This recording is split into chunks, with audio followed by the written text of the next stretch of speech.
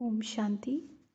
आज 22/12/22 की मुरली है।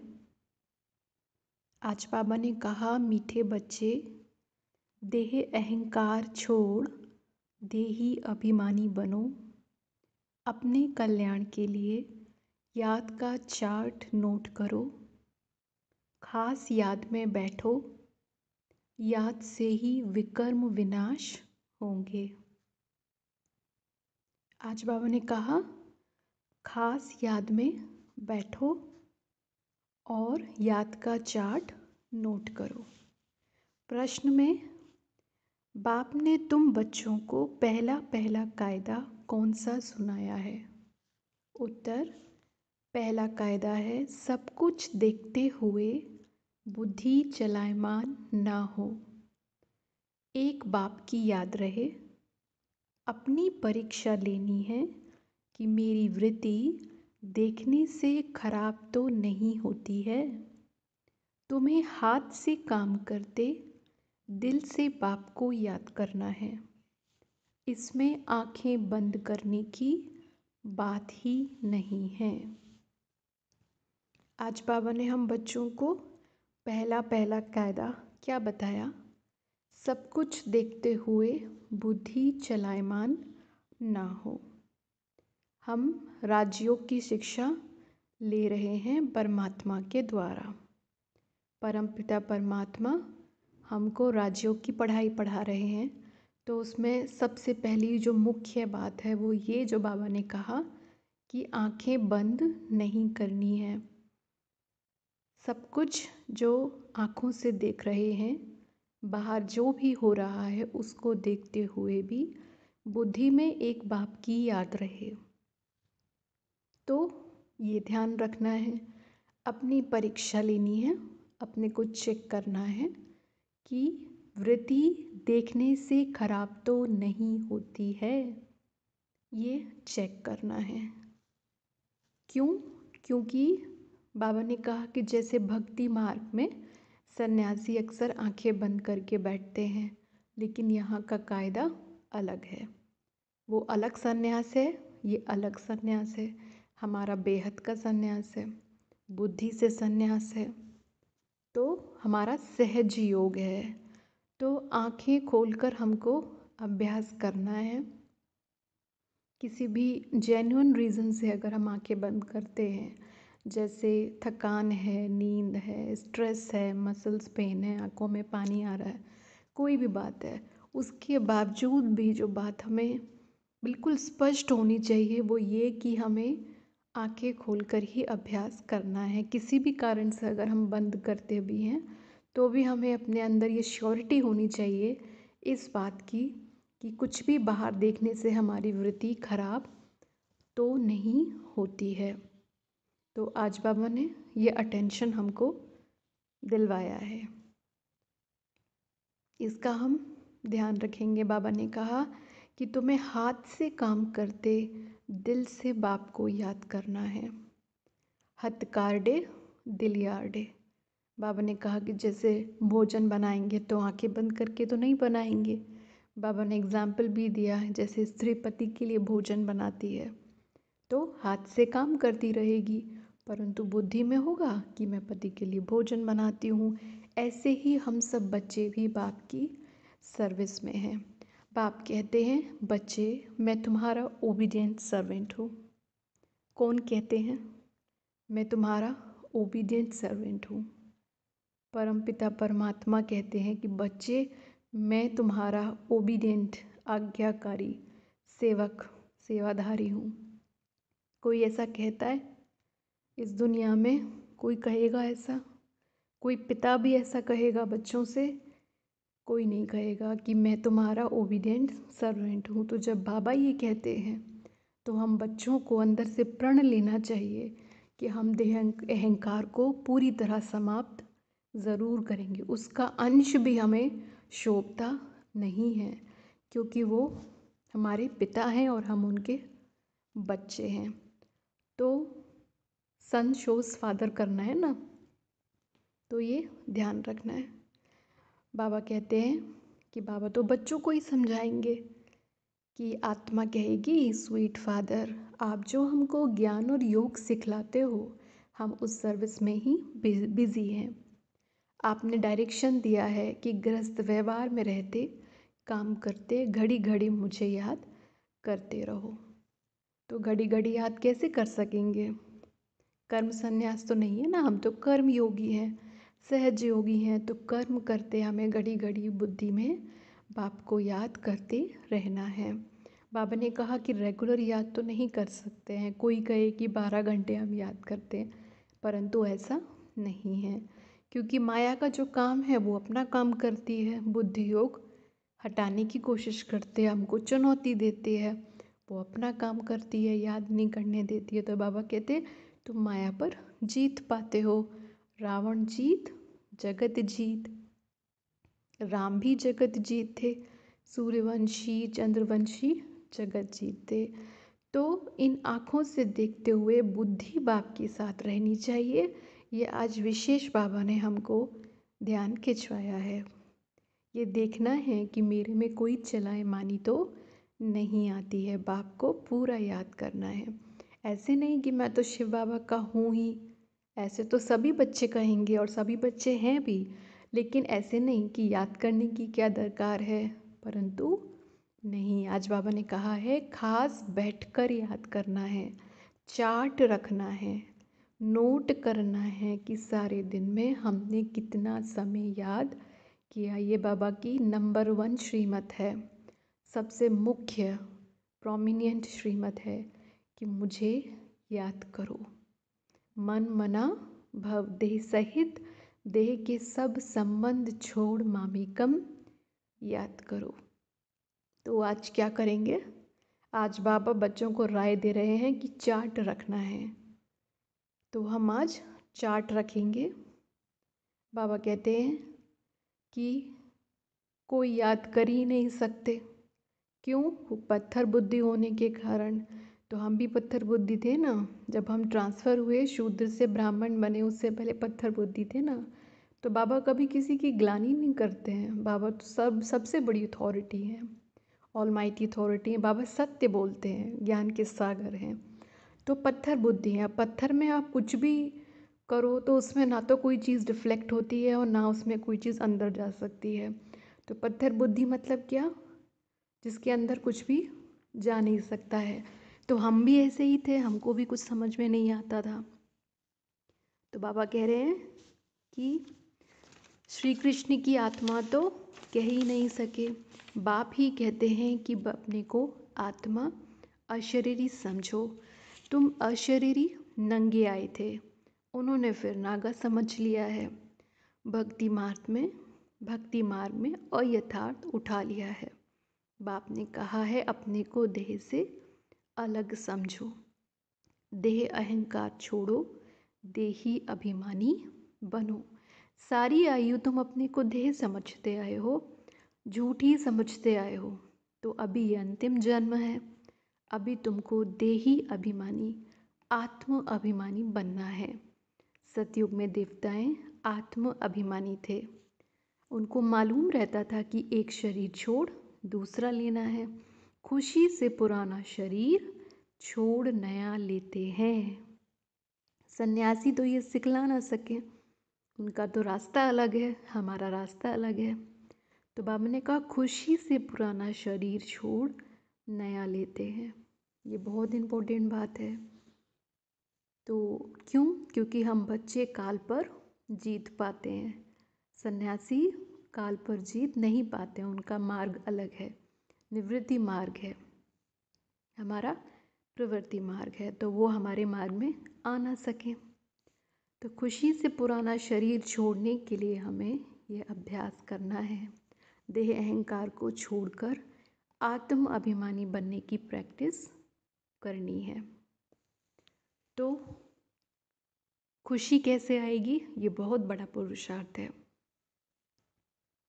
जब तक मन में बिल्कुल पक्का ये निश्चय नहीं हो कि हमें ये करना ही है, तब तक हम इतना ध्यान नहीं देते हैं कि हम बाबा जो हमसे चाहते हैं हम उन उम्मीदों को पूरा कर सकें। तो खुशी से शरीर छोड़ना, पुराना शरीर छोड़ना, ये एक बड़ा पुरुषार्थ है, लेकिन सहज है। कब सहज है? जब हम बाबा की श्रीमत पर चलते हैं। जैसे बाबा ने कहा ना, कोई कहे कि 12 घंटे याद करेंगे तो, परंतु नहीं, ऐसा नहीं हो सकता है। तो ये समझना है, क्योंकि दोनों फोर्स काम करते हैं ना, माया भी काम करती है, बाबा की याद की शक्ति भी काम करती है।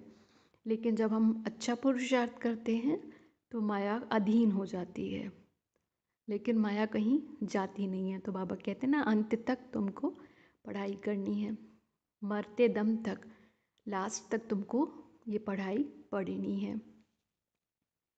तो खुशी से पुराना शरीर छोड़कर हमको नया शरीर लेना है। ये बहुत बड़ा पुरुषार्थ है, इसको हम अंडरलाइन करेंगे। बाबा के साथ भी सहज कैसे है? देखो, बाबा के साथ भी जो हम बच्चों का संबंध है, जो प्यार है, वो शरीर के आधार से नहीं है। बाबा का तो शरीर ही नहीं है। ब्रह्मा माँ भी अव्यक्त हुई, तो उनके साथ भी जो हमारा रिश्ता है कैसा है? गुणों के कारण है ना। आत्मा से प्यार करती है, आत्मा के गुणों को देखकर, तो इनर ब्यूटी को देखकर। तो इसी तरह किसी भी आत्मा से, जैसे देहधारियों से हमारा संबंध होता है, मोह होता है, जैसे माता पिता हैं, दोस्त हैं, भाई बहन हैं, तो हमारा मोह होता है ज़रूर। और जैसे कोई हमें सुख देता है तो हमें उनकी याद आती है। लेकिन सबसे बड़ा जो रिटर्न कहो, शुक्राना कहो, सबसे बड़ा जो एक सबूत है प्यार का, वो यही होता है कि हम जिसके साथ भी संबंध संपर्क में या किसी स्ट्रॉन्ग कनेक्शन में हम आते हैं, तो हमारे अंदर यही भावना हो कि उनकी भी सद्गति होनी चाहिए, उसको, आत्मा को प्रभु की स्मृति आनी चाहिए, शरीर छोड़ते वक्त भगवान की ही याद मन में होनी चाहिए। तो यही सही प्यार है जो बाबा ने हमको करना सिखाया है।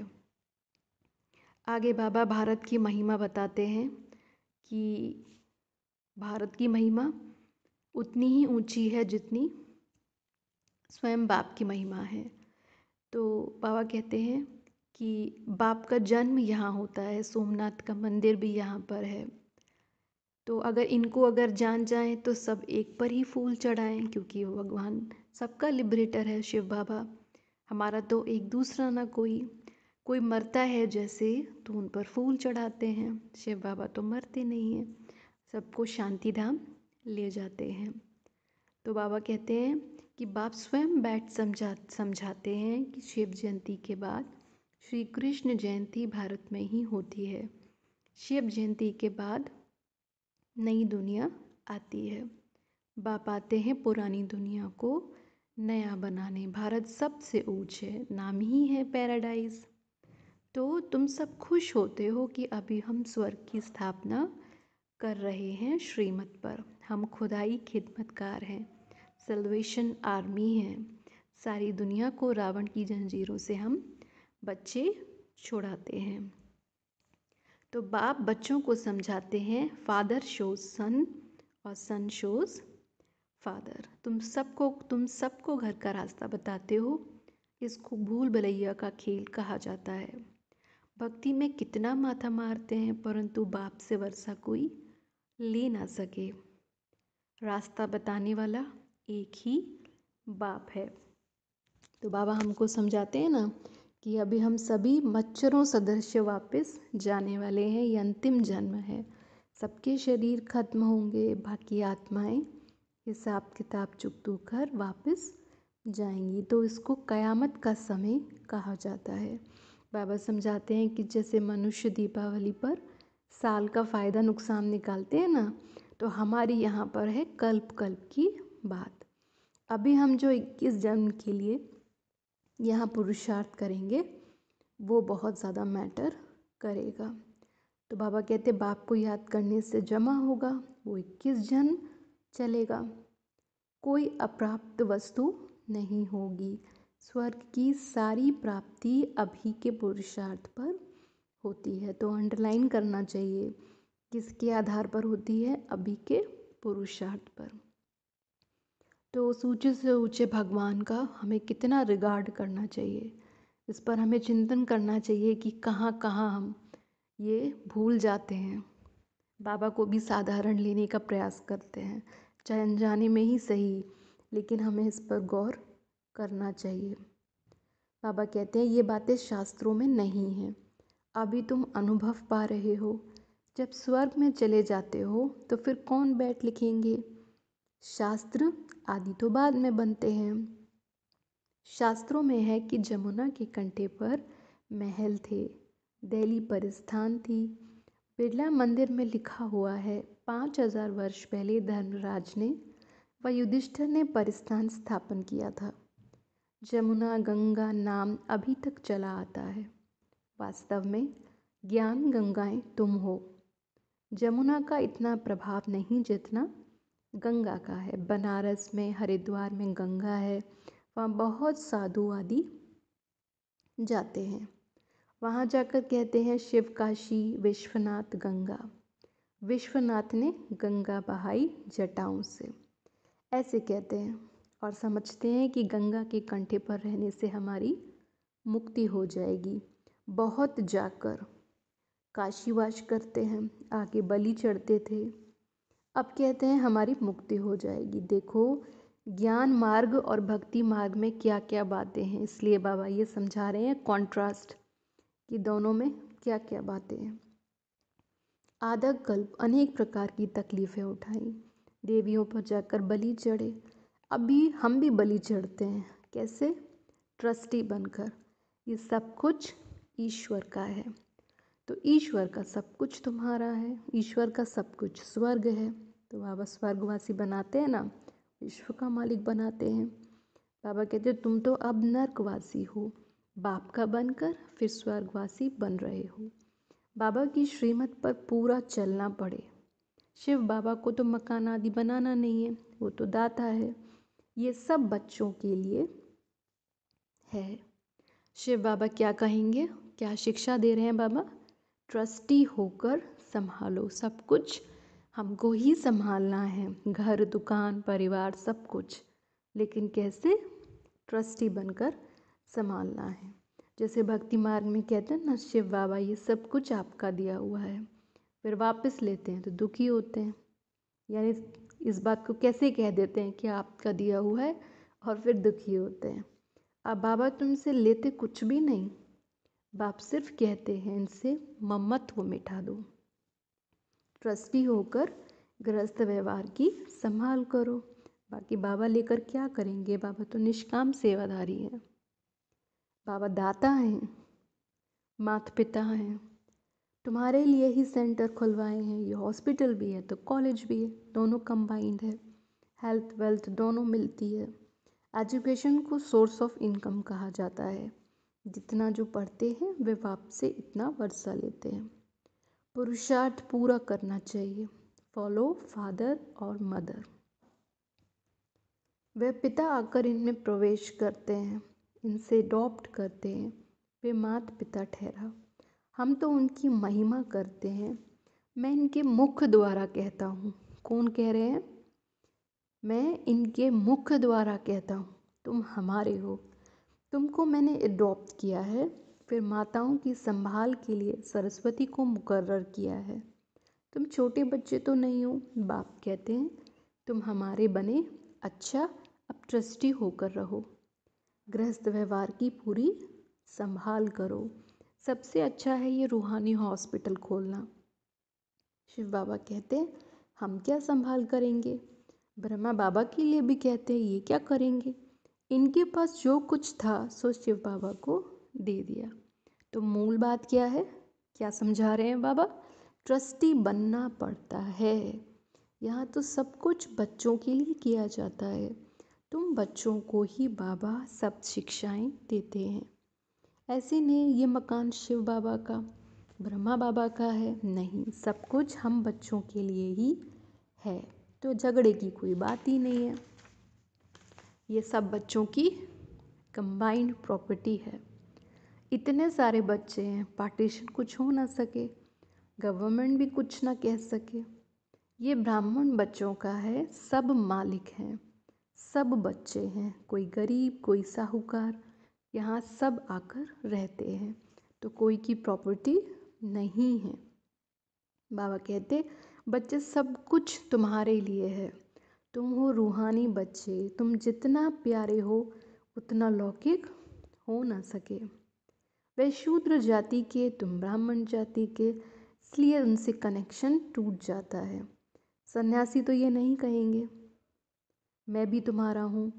शिव बाबा कहते मैं निष्काम सेवाधारी हूँ, और हम मनुष्य कभी भी निष्काम हो ना सके, क्योंकि हम जो करते हैं उसका फल हमें ज़रूर मिलता है। मैं फल नहीं ले सकता हूँ, पुरानी दुनिया पुराने शरीर में आकर प्रवेश करता हूँ। यहाँ मेरे लिए ये पुराना शरीर है। भक्ति में मेरे लिए बड़े बड़े मंदिर बनाते हैं। इस समय देखो मैं कहाँ बैठा हूँ, कितना गुह्य राज बच्चों को समझाता हूँ। बाबा कोई सत्संग में थोड़ी मुरली चलाएगा, बच्चों को बहुत खुशी का पारा चढ़ता है। बाप बैठ बच्चों को पढ़ाते हैं। कैसे आके पढ़ाते हैं ये तो हम बच्चे ही जानते हैं। बाबा कहते हैं ऐसे नहीं समझो यहाँ आकर बैठ जाना है, तुमको तो अपने गृहस्थ व्यवहार में रहना है, ट्रस्टी बनकर सब कुछ करना है। बाबा कहते हैं बाप से योग लगाते रहो तो विकर्म विनाश होंगे, आत्मा गोल्डन एज्ड बन जाएगी, तभी घर में जाएंगे। और बहुत इम्पोर्टेंट बात बाबा ने कही, मम्मा बाबा मुआफिक इज्जत से पास होकर घर जाना है। अच्छा मीठे मीठे सिखिलदे बच्चों प्रति माता पिता बाप दादा का याद प्यार, गुड मॉर्निंग। रूहानी बाप की रूहानी बच्चों को नमस्ते। धारणा के लिए मुख्य सार, श्रीमत पर खुदाई खिदमतकार बनना है। बाप का शो करने के लिए सबको घर का रास्ता बताना है। ट्रस्टी होकर सब कुछ संभालना है, किसी में भी ममत्व नहीं रखना है। माता पिता के मुआफिक इज्जत से पास होना है। वरदान, संपर्क संबंध में आते सदा संतुष्ट रहने और संतुष्ट करने वाले गुप्त पुरुषार्थी भव। संगम युग संतुष्टता का युग है। यदि संगम पर संतुष्ट नहीं रहेंगे तो कब रहेंगे? इसलिए न स्वयं में किसी भी प्रकार की खिटखिट हो, न दूसरों के साथ संपर्क में आने में खिटखिट हो। स्वयं में भी नहीं हो, दूसरों के साथ भी ना हो। स्वयं की खिटपिट क्या है? मोर और लेस वो दूसरों के साथ भी वही कारण बनती है ना। अपने ज़्यादा डीप में हम जाएं तो अपने ही बिलीफ सिस्टम्स, ओपिनियंस, अपने खुद के जो हमने बना रखे हैं, जिन्हें हम मिटाते नहीं हैं ना, छोड़ते नहीं हैं। माला बनती ही तब है जब दाना दाने के संपर्क में आता है। इसलिए संबंध संपर्क में सदा संतुष्ट रहना और संतुष्ट करना, तब माला के मणके बनेंगे। परिवार का अर्थ ही है सदा संतुष्ट रहने और संतुष्ट करने वाले। परिवार का अर्थ ही है, कितनी अच्छी बात बाबा ने बोली, सदा संतुष्ट रहने और संतुष्ट करने वाले। परिवार की भावना, परिवार ही है ना, और एकता की शिक्षा बाबा ने हमको दी है। अगर एकता हो, जैसे बाबा कहते हैं ना, एक का मंत्र, एक बल, एक भरोसा और एकता, तो सेवाएं ना सिर्फ अति सहज हों बल्कि बहुत ही चमत्कारी सफलता हमको मिले। ऐसी चमत्कारी सफलता क्यों नहीं मिलती है? क्योंकि बच्चों में आपस में ही एकता नहीं होती है। स्लोगन, पुराने स्वभाव संस्कार के वंश का भी त्याग करने वाले ही सर्वंश त्यागी हैं। पुराना स्वभाव और संस्कार के वंश का भी त्याग करने वाले ही सर्वंश त्यागी हैं। ओम शांति।